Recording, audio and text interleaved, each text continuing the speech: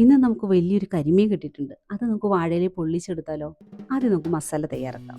ഇഞ്ചി, വെളുത്തുള്ളി, ചെറിയ ഉള്ളി, പച്ചമുളക്, പെരിഞ്ചീരകം, കുരുമുളക്, നാരങ്ങാനീര്, മുളക്, മഞ്ഞൾ, കോൺഫ്ലോർ, ഉപ്പ്, വെളിച്ചെണ്ണ ഇവയെല്ലാം കൂടെ നന്നായി നമുക്ക് മിക്സ് ചെയ്ത് നല്ലൊരു പേസ്റ്റാക്കി എടുക്കാം. ഇനി ഈ മസാല നമുക്ക് വരഞ്ഞു വെച്ച കരിമീൻ്റെ മുകളിലായിട്ട് നന്നായിട്ട് മാരിനേറ്റ് ചെയ്തിട്ട് 10 മിനിറ്റ് റെസ്റ്റ് ചെയ്യാൻ വയ്ക്കാം. കൂടാതെ കുറച്ച് മസാല നമുക്ക് മാറ്റിയും വയ്ക്കണം.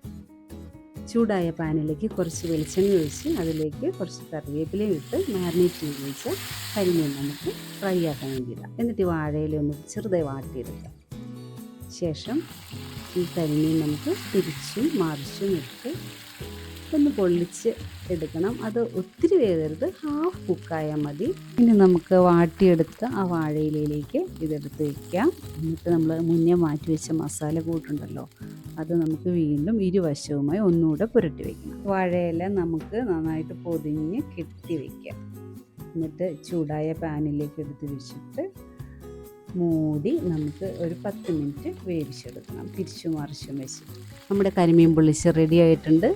ഇനി ആ വാഴയിൽ തുറക്കുമ്പോൾ എൻ്റെ മോനെ എന്താ ഒരു സ്മെല്ല്! നമുക്ക് കുറച്ച് വെജിറ്റബിളൊക്കെ അരിഞ്ഞ് വെച്ച് ഗാർണിഷ് ചെയ്ത് നമുക്ക് സെർവ് ചെയ്യാം.